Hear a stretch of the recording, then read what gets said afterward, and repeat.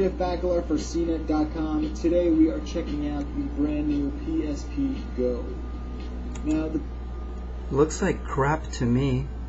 PSP Go is the fourth iteration of Sony's multimedia playing handheld video game console, and the Go represents a complete PSP redesign, as almost every single aspect of the device has been slimmed down, ultimately making it even more portable than ever. Oh, even more portable than ever? Well, let's see how portable it is. PSP Go is actually the first PSP that will comfortably fit in your pocket. The biggest change in the PSP... Oh, it will comfortably fit in our pocket? Well, my ass can fit comfortably in my pocket. Go is obviously the omission of the UMD drive and the addition of the 16 gigabyte internal hard drive. Also, they've added Bluetooth capability as well. Okay.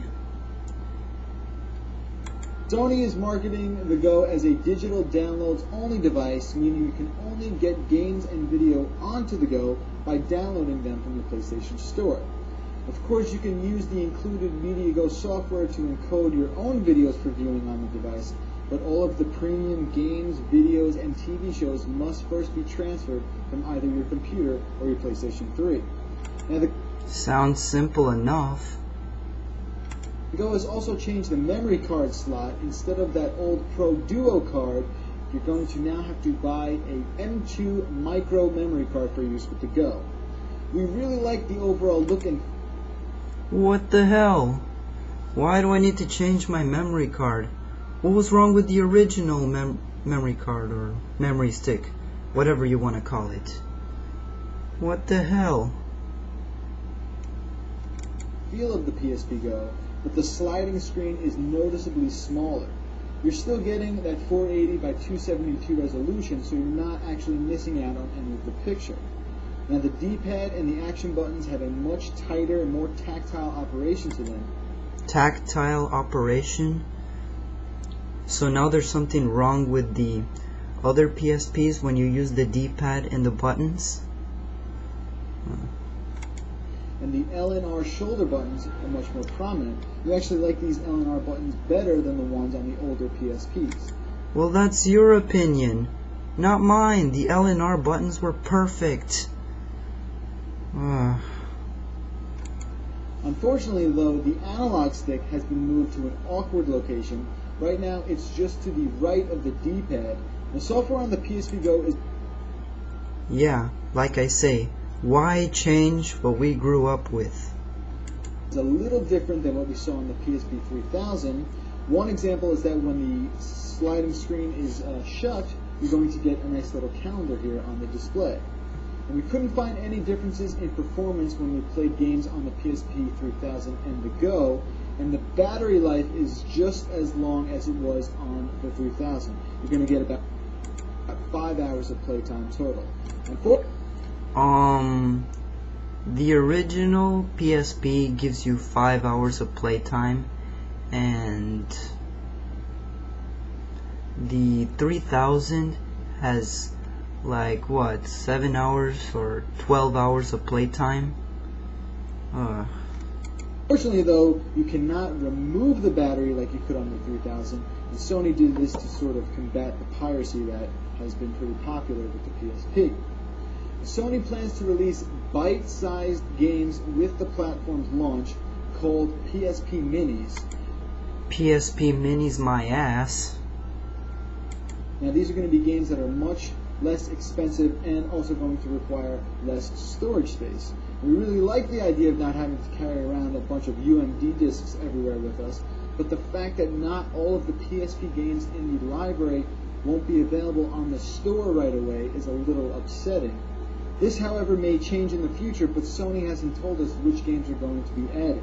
As it stands right now, some of the best games on the system are not available for download on the PlayStation Store. Okay, I have to agree. I really don't want to carry so many UMD discs with me, but if the best-selling games on the PSP are not available for download, then how else will the system itself be best selling? So you're telling me that I cannot play Crisis Core or God of War or Daxter or whatever? Come on, they're best selling PSP games, but what the hell? Overall, the PSP Go is definitely a very slick and sexy portable gaming device, but its $250 price tag is way too much money to spend, considering that none of the old PSP accessories will work on it, and not all of the PSP games from the library are able to be played on it, since you cannot download all of them from the online store. Okay, dude, you seriously need to get a girlfriend instead of calling the system sexy. And so not all the games from the library can be downloadable? Well, that just sucks ass, really. Because of this, we're not recommending this new PSP Go for new PSP customers. Instead, we recommend you checking out the $170 PSP 3000.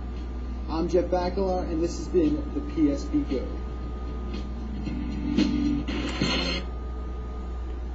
Okay, so now you're telling us not to buy the game, oh, because it's expensive.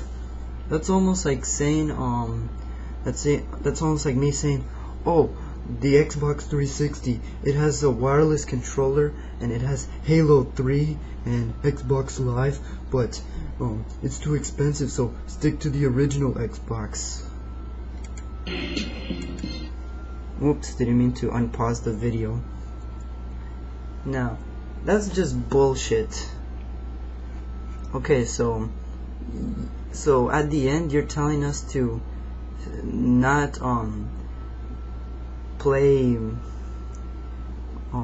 upgradable systems, and you're telling us that we're all poor assholes?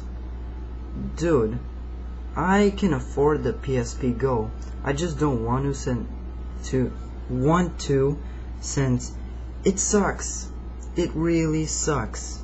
And how is the controls comfortable? Like,